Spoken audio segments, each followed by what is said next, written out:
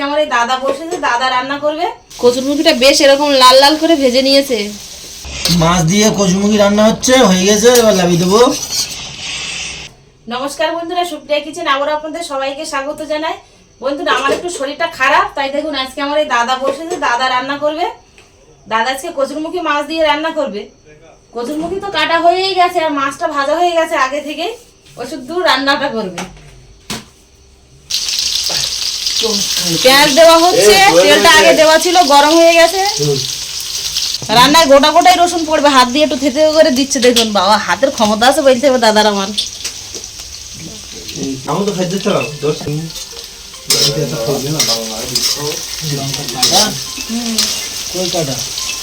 স্বাদ মতো লবণ, স্বাদ মতো হলুদ, স্বাদ মতো লঙ্কা। পেঁয়াজ রসুন কাঁচা লঙ্কা মশলাটা বেশ লাল করে ভেজে নেওয়ার পরে কচুরমুখিগুলো দিয়ে দিচ্ছি।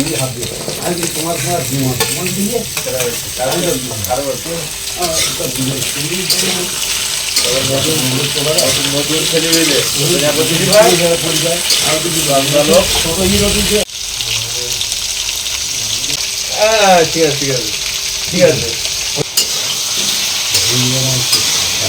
দই বানা নাকি? দই ঘর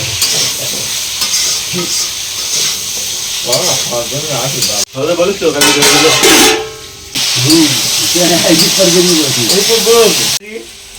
এদিক দেবো।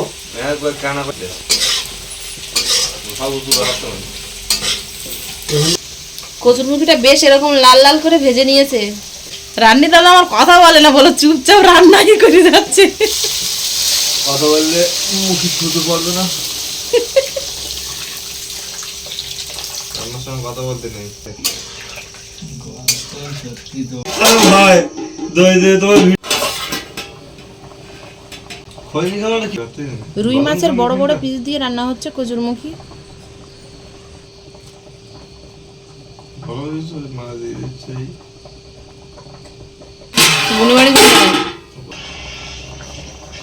নামানোর 2-3 মিনিট আগে ধনের গুঁড়ো দেওয়া হচ্ছে, জিরের গুঁড়ো,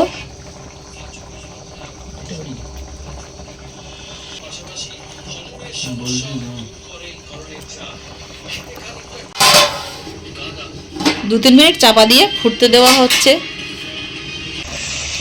মাছ দিয়ে কচুরমুখী রান্না হচ্ছে, হয়ে গেছে, এবার লাভিয়ে দেবো। না না, মাছের সঙ্গে পনির টনির রান্না করে তো। ঠিক আছে ঠিক আছে থাক। কিরম লেগে? ভালো লাগে।